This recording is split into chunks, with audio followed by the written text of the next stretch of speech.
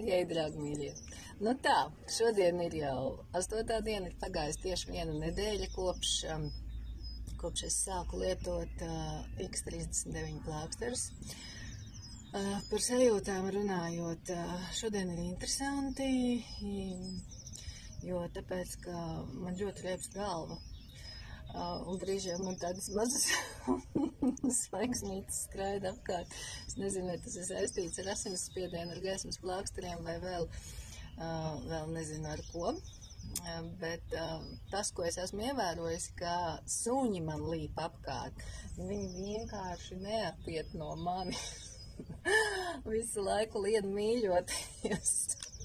Un tas ir, es nezinu, pirms es sāku lietot X39 plāksterus, tā nebija. Tā kā, nezinu, varbūt tās, ka tas ir saistīts ar šiem te gaismas plāksteriem, viņi jūt manu starojumu. Varbūt jā, varbūt nē, bet, tas, ko es izdarīšu, es pirmajā komentārā ielikšu saiti uz YouTube, uz savu kanālu, kur es nopublicēju tādu plašāku video par gaismas plāksteriem, gaismas fotonu plāksteriem X39, un tur jūs varēsiet, tā teikt, negluži no pirmā vota, bet tomēr no cilvēkiem, kas jau ilgāk lieto, uzzināt, kas šie ir par brīnumu plāksteriem. Kā teica viena manā paziņā, viņa teica, tie jau ir tikai plāksteri. Bet kāpēc, lai neizmantotu zinātnes atklājumus?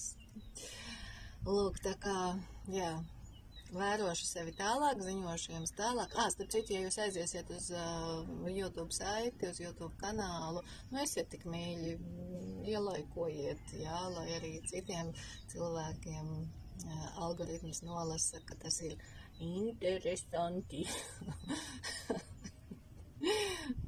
Tā es te dzīvojos ar viņiem. Lūk, un ja jums ir kaut kas jautājums vairāk par šiem te gaismas plāksteriem, tad jautājiet.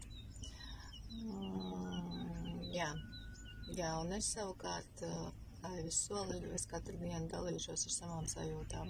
Ir tikai nedēļa. Šodien ir 8. diena, šodien man viņš ir atkal uz nabiņas. Tā kā tiekamies.